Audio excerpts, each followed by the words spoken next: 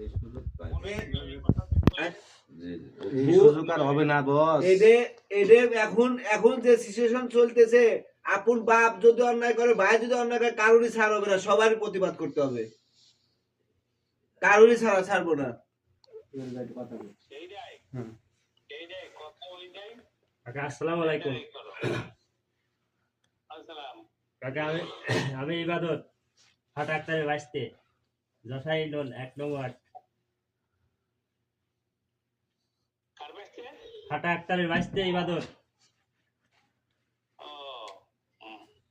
কাকা 5ই আগস্টের পর আসলে বিএনপিরা আমার আসলে হাত উঠতে বাইরে চার হাত পা সব ভাঙিয়ে ফেলছিল, বুঝছেন? বাইরের ফৌজ।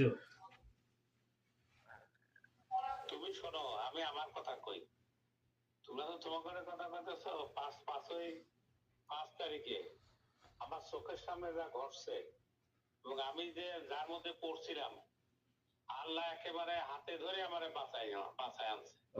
আলহামদুলিল্লাহ। একেবারে হাতে ধরে আমাকে বাঁচায় আনছে। আমি আজকে এখানে আসছি, এটাও যে কি অবস্থার মধ্যে দিয়ে আসছি আল্লাহ জানে, শুধু আল্লাহ জানে, আর আমরা জানি। আল্লাহর প্রতি লাখ লাখ শুকরিয়া। আমার মার্চে আসলে সাদ আলী চেয়ারম্যানের কাছে 1 লক্ষ টাকা দেওয়া হয়েছে, আবু চেয়ারম্যান সাক্ষী। আবু চেয়ারম্যান নিজেই 1 লক্ষ টাকা দিয়েছে সাদ আলী চেয়ারম্যান হাতে। টাকা দেওয়ার পরে 2 দিন পরে আমার মারছে, ফৌজুর নেতৃত্বে আর বকুল মিয়ার নেতৃত্বে। বুঝছেন কাকা?